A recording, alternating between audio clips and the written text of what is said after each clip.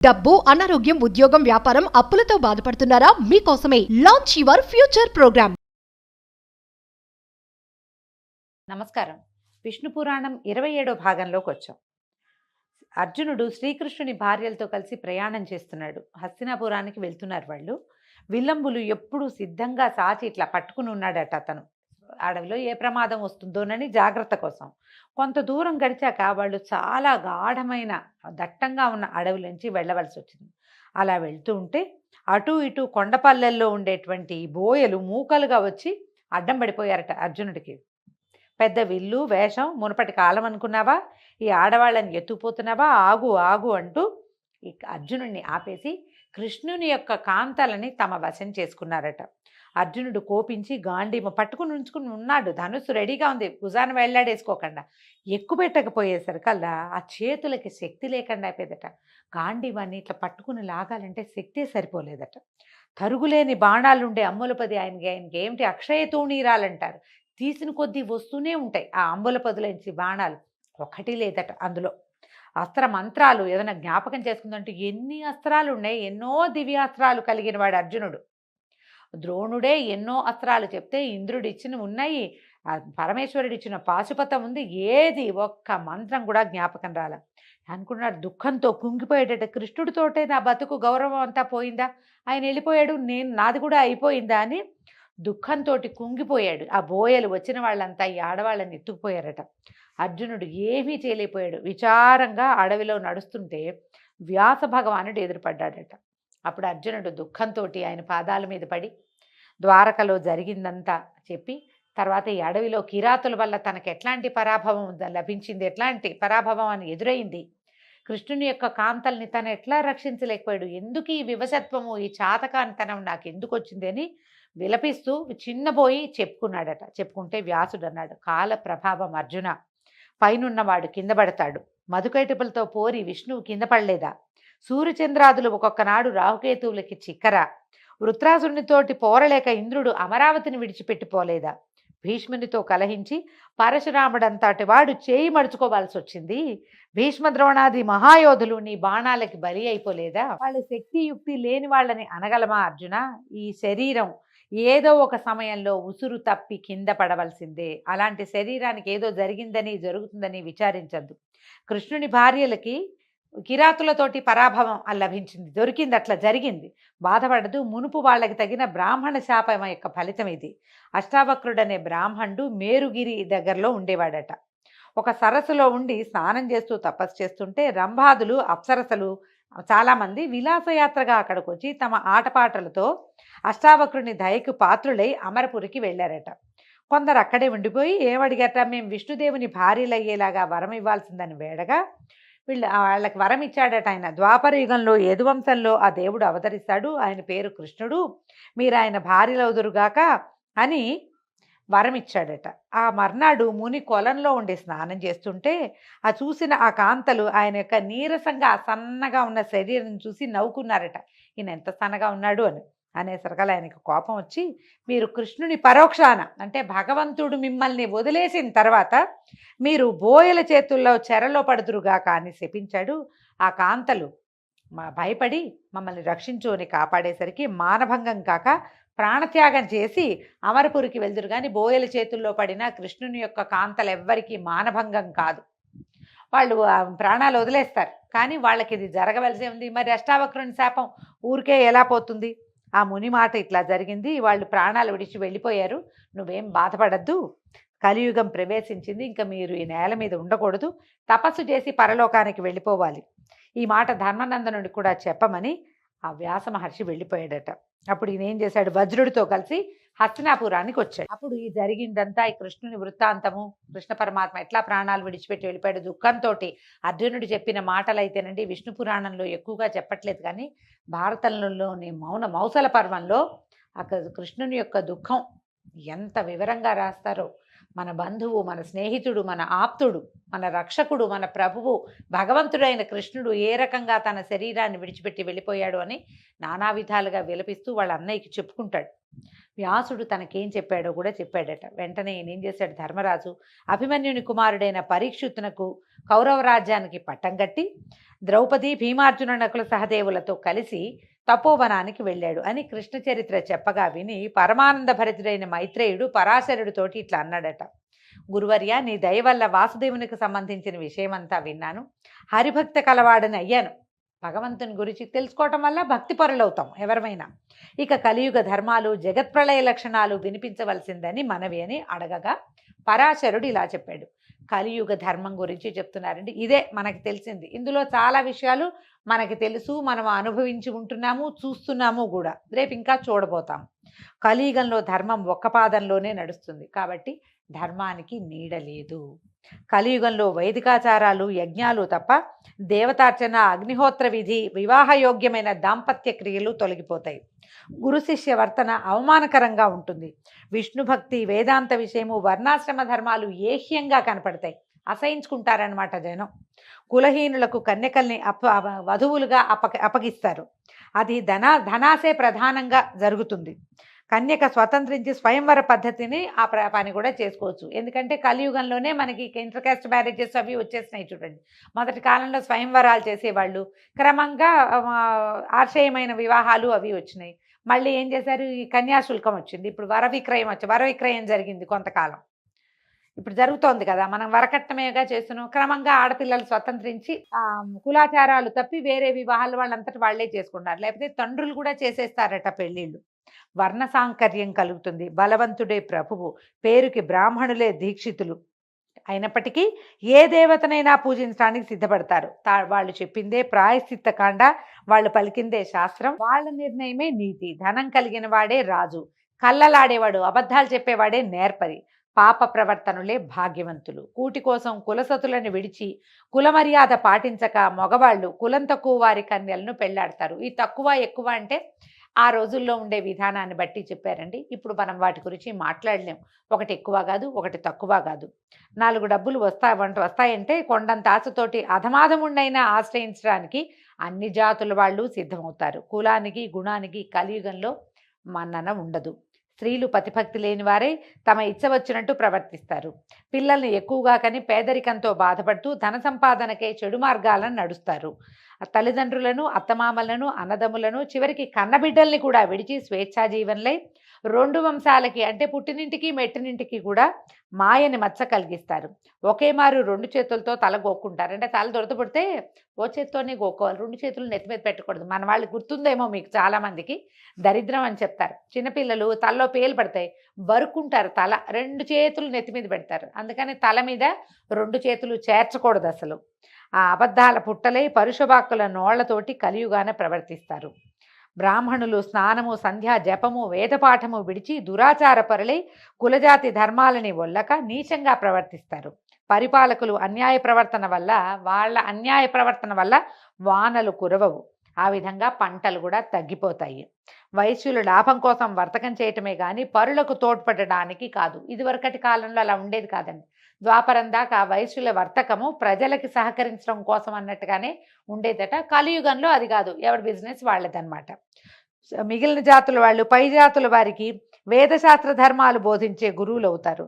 ధనకాంక్షతో జనులు అన్ని జాతుల వాళ్ళని ఆశ్రయిస్తారు. తల్లిదండ్రుల యందు భక్తి లేక కుమారులు అత్తవారి గుమ్మాలలో అల్లలాడుతూ ఉంటారు. వాళ్ళ అత్తవారి ప్రాపకం కోసం అత్తారిళ్లలో చేరతారు. కలియుగం చివర కాంత 5-6 ఏళ్లకే కొడుకుని కన్న తల్లి అవుతుంది. కలియుగం చివరిలో అంటే 5-6 ఏళ్లకే పిల్లలు పుట్టేస్తారట. మనం ఇప్పుడు చూస్తున్నాం 14-13 ఏళ్లకి పెద్దవాళ్ళు అవ్వాల్సిన ఆడపిల్లలు 7-8 ఏళ్లకే అయిపోతున్నారు. కొంతకాలానికి తల్లులు కూడా అవుతారని చెప్తున్నారు. 12 సంవత్సరాలకే ముసలిదయ్యి 20 ఏళ్ళు నిండగానే మరణిస్తుంది. అంటే లైఫ్ స్పాన్ తగ్గిపోతుందని చెప్తున్నారు అంతే. పురుషుడు కూడా 20 ఏళ్లకే పైలోకాలకు వెళ్ళిపోతాడు. వేదశాస్త్రాలు రూపుమాసిపోతాయి. పాషండ మతం తెగ పెరుగుతుంది. ఆదిదేవుడైన హరిని సేవించక అల్పదైవాలని ఆరాధిస్తూ ఉంటారు. అన్ని జాతుల వాళ్ళు అన్ని జాతుల్లాగాను ఏ జాతికి ప్రత్యేకమైన ప్రవర్తన ఉండదు. అన్ని విద్యలకి ఆధారము అన్ని జాతుల వాళ్ళకి ఇదివరకు ఏంటంటే ఈ జాతికి ఈ విద్య అని ఒక నియమం ఉండేది. ఇప్పుడు అట్లా ఉండదట. మ్లేచ్చులు పరిపాలకులు అవుతారు. పుణ్యాత్ముడికి అచిరకాలంలో యమదర్శనం అవుతుంది. తొందరగా చనిపోతారట. పాపకర్ముడు పాపి చిరాయువు అంటారు మన వాళ్ళు. పుణ్యాత్ములేమో తొందరగా పోతారు, పాపాత్ములేమో చిరకాలం జీవిస్తారు. అల్పబుద్ధి అలాగే అల్పమైన ఐశ్వర్యం తప్ప మంచి బుద్ధి, నిండుగా ఐశ్వర్యము ఉండవు. అయితే చెప్పవలసినటువంటి విశిష్టమైన వార్త ఏంటంటే, కృతయుగాదుల్లో ఎంతో ప్రయత్నిస్తే గానీ మేలు కలగదు. కలియుగంలో అది సులభంగా కలుగుతుందట. ఆ కలియుగంలో సులభంగా మేలు కలుగుతుంది. దీనికి ఒక కథ చెప్తారట. ఏమని చెప్తున్నారు? ఒక పూట మునులంతా కూడి తక్కువగా ధర్మక్రియలు, ఎక్కువగా ఫలితము ఎట్లా సాధ్యమవుతుంది అని చర్చించారట. వాళ్ళకి సమాధానం దొరకలేదట. పదండి వ్యాస భగవానుని అడగచ్చని బయలుదేరి వెళ్ళారు. గంగానది దగ్గరికి వెళ్ళారట. ఆ సమయంలో గంగానదిలో స్నానం చేస్తున్నారు. పరాశరుని కుమారులు కదా ఈయన వ్యాసులు. పరాశరుల వారు చెప్తున్నారు, మా కుమారుడు గంగలో స్నానం చేస్తున్నాడు. మునులంతా ఏం చేశారు? గట్టు మీద ఉన్న చెట్ల నీడల్లో కూర్చున్నారట. కూర్చుని ఉన్నారు. చూసి ఈ లోపల వ్యాస భగవానుడు అటు తిరిగి ఉన్నవాడు ఇటు తిరిగి చూసి వీళ్ళు కనపడేసరికల్లా స్నానం చేస్తూనే, ఏమిటి నాయనా ఇలా వచ్చారు అని కనుక్కున్నాడు. కనుక్కుంటే అప్పుడు వీళ్ళు ఏమన్నారు కరాక గట్టిగా, కలి సాధు శూద్ర సాధు స్త్రీ సాధు, కలి సాధువు శూద్రుడు సాధువు స్త్రీ సాధువు అని 3 సార్లు అని అనుష్ఠానం నెరవేర్చి వాళ్ళ వద్దకు వచ్చి అభివాదము ప్రత్యభివాదము పలకరింపులు అయినాక మునులు అడిగితే ఇట్లా అన్నాడట. స్నానం చేస్తూ వీళ్ళు అడిగారనమాట, నువ్వేమిటో స్నానం చేస్తూ శూద్రులు కాంతలు సాధులు అన్నావు, ఏమిటి నాయన, ఏమిటి ఆ తత్వం అర్థం ఏమిటి అని అడిగేసరికల్లా వీళ్ళు ఏం చెప్పారు? కృతయుగంలో భక్తితో 10 సంవత్సరాలు ధ్యానం చేస్తే వాసుదేవుడు సంతుష్టుడవుతాడు. త్రేతాయుగంలో 1 సంవత్సరం యజ్ఞం చేస్తే మాధవుడు అనుగ్రహిస్తాడు. ద్వాపర యుగంలో నెల దినాలు భక్తితో పూజిస్తే శౌరి కృష్ణుడే విష్ణుమూర్తి సంప్రీతుడవుతాడు. కలియుగంలో నిర్మల భక్తితో మనసారా ఒక్కనాడు భజిస్తేనే చక్రధరుడు ఆనందిస్తాడు.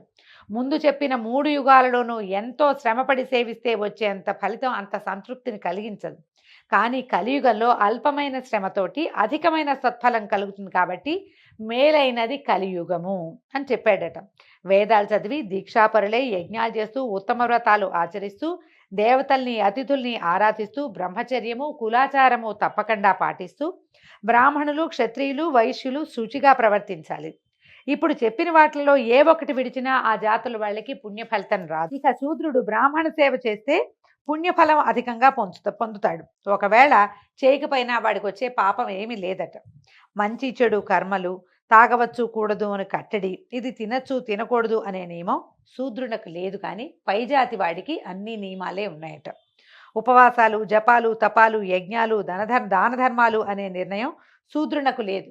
అవి చేయకపోయినా వాడికి పుణ్యగతులు కలుగుతాయి. అంటేనండి ఈ పాయింట్ ఎందుకు చెప్తున్నారంటే, ముందు యుగాలలో శూద్రులకు కూడా అంటే 4వ జాతి వాళ్ళకు కూడా ఖచ్చితమైన నియమాలు ఉండేవి, వాడు ఇలాగే ఉండాలి అని. ఇక్కడ లేదట, కలియుగంలో లేదని విష్ణు పురాణంలో చెప్పబడింది. ఇక స్త్రీ విషయం ఏంటంటే, మనసు మాట చేసే పని ఒకే తీరుగా ఉంటూ అనుకూలంగా పతిని సేవించే స్త్రీ అనాయాసంగా తన పతిని కూడా పుణ్యలోకానికి చేరుస్తుంది. ఆ మగువ సాధువని నేను చెప్తున్నాడనమాట. స్త్రీలు ఇలా ఉంటే గనక సాధువుగా ఉన్నట్టు.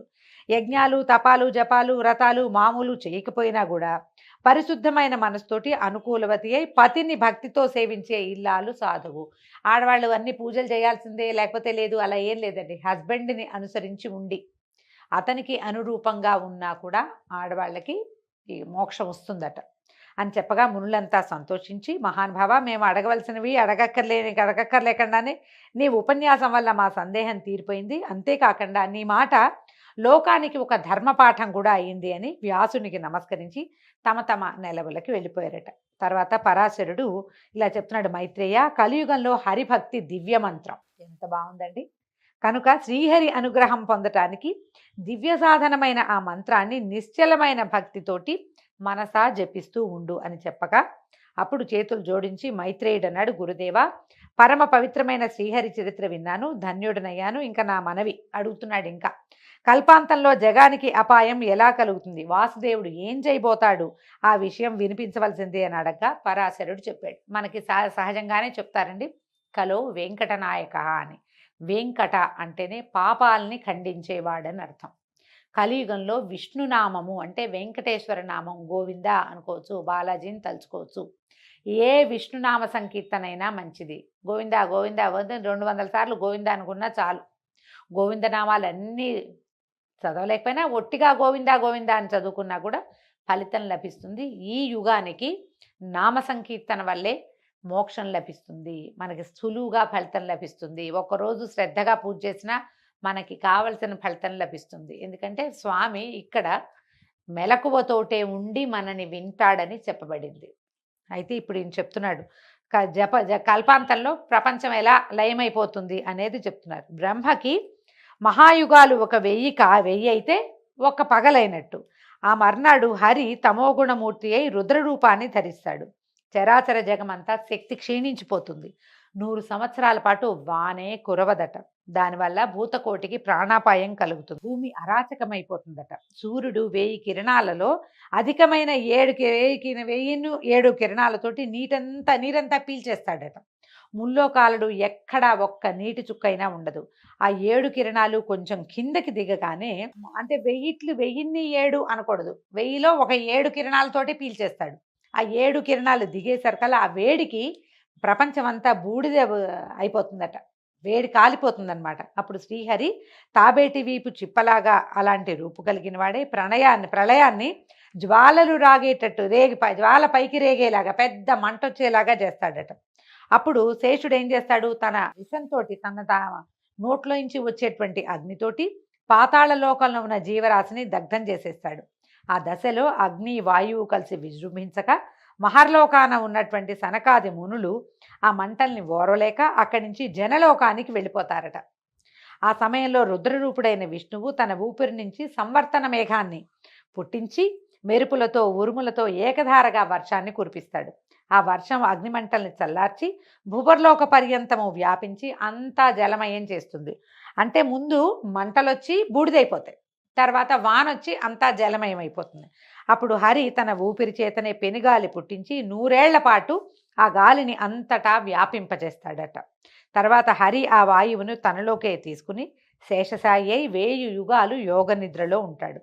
అలా ఉండగా సనక సనందనాదులు వచ్చి ఆ దేవుని వాసుదేవతత్వాన్ని కీర్తించగా ఆ రాత్రి గడిచిన తర్వాత మర్నాడు మేల్కొంటాడు. రాజసమూర్తి అయి బ్రహ్మరూపాన ఉండి ప్రజా సృష్టి చేస్తాడు. మైత్రేయ, దీనికి నైమిత్తిక ప్రళయం అని సంజ్ఞ. దీని పేరు అది, నైమిత్తిక ప్రళయము అని. ఇక ప్రాకృత ప్రళయం గురించి చెప్తారు. ఒకప్పుడు మా తాత, అంటే వశిష్ఠుడు చెప్పినటువంటిదన్నమాట. మా తాత లోకాల తాత ముఖత, అంటే వశిష్ఠుల వారికి బ్రహ్మదేవులు చెప్పిన విషయం అట. ఇది మునుపు చెప్పిన నైమిత్తిక ప్రళయం లాగానే 100 సంవత్సరాలు వాన కురవదు, లోకాలకి మహోపద్రవం జరుగుతుందని వేరే చెప్పక్కర్లేదు. ఆ దశలో పంచమహాభూతాలకు సంబంధించిన గుణాలు ఒకదాంట్లో ఒకటి కలిసిపోయి, అంటే పృథివీ తేజో వాయు ఆకాశాలు వరుసగా ఒకదాని నుంచి ఒకటి పుట్టినాయి కదా, కింద నుంచి ఒకటి దాంట్లోకి లీనమైపోతాయట. చివరికి అన్ని మహత్తులోకి వెళ్ళి కలిసిపోతాయి. బుద్ధికి ఆధారమే మహత్తు. ఆ మహత్తుతో సహా ప్రళయం సంభవించి అన్నీ సముద్రంలో కలుస్తాయట. అప్పటికే సముద్రాలన్నీ కలిసి ఒకటిగా అయిపోతాయి. సారమంతా ప్రకృతిలో లీనమైపోతుంది. ఈ విధంగా ఇది ప్రాకృతిక ప్రళయంగా చెప్పబడుతుంది. ఇది ఇట్లా ఇందులోకే కలిసిపోతుంది. మొదటిదేమో సూర్యుడి వల్ల బూడిద, విష్ణువు వల్ల జలము, ఇలా ఒకదాని వెనకాల ఒకటి వస్తాయి. ఈ ప్రాకృతిక తత్వం ఏంటంటే అవ్యక్తిక పురుషుడిలోకి, అవ్యక్తమైన ఒక పురుషుడిలో కలిసిపోతుంది. ఆయన ఎవడు? ఆ మహాత్ముడు శుద్ధుడు, అక్షరుడు, భవ్యుడు, ఏకాకి, సర్వవ్యాపి అయి ఉంటాడు. ఆ పురుషుడు సర్వాత్ముడైన పరమాత్ముని అంశ వల్ల జన్మించినవాడు. ఆ పరమాత్మనకు నామరూపాలు, జాతి అనేవి ఏవి ఉండవు. జాతి జననము ఏమీ లేదట. జ్ఞానమయుడు, సత్తామాత్రుడు, పరముడు, బ్రహ్మ, ఈశ్వరుడు అని చెప్పదగినవాడట ఆయన. ఆ పరమాత్ముడే విష్ణువు. అలాంటి విష్ణువునందు నిశ్చలమైన భక్తి కలవారికి పునర్జన్మ ఉండదని ఎందుకనాలి? ఆ విష్ణువునకు లయము లేదు, సర్వవ్యాపిగా ఉంటాడు, సర్వ సంస్తుత్యుడు, అందరితోటి కొనియాడదగిన వాడనమాట. ఇంకొక విషయం, ఇంకొక ప్రళయం గురించి చెప్తానని ఆత్యంతిక ప్రళయం అనే ఇంకొక విషయాన్ని గురించి చెప్తున్నారు. ఈ ఆత్యంతిక ప్రళయం గురించి రేపు ఉదయం విందామండి. ఈ రోజుతో 27వ రోజు విష్ణు పురాణం పూర్తయింది. ఇంకొక రోజులో విష్ణు పురాణాన్ని పూర్తి చేసేసుకుంటాము. ఆ తర్వాత సంక్రాంతి పండగకి సంరంభం మొదలవుతుంది. తర్వాత గోదా కళ్యాణంతో మన ధనుర్మాసం కూడా పూర్తవుతుంది. అంతవరకు సెలవండి. రేపు పొద్దున కలుసుకుందాం. నమస్కారం.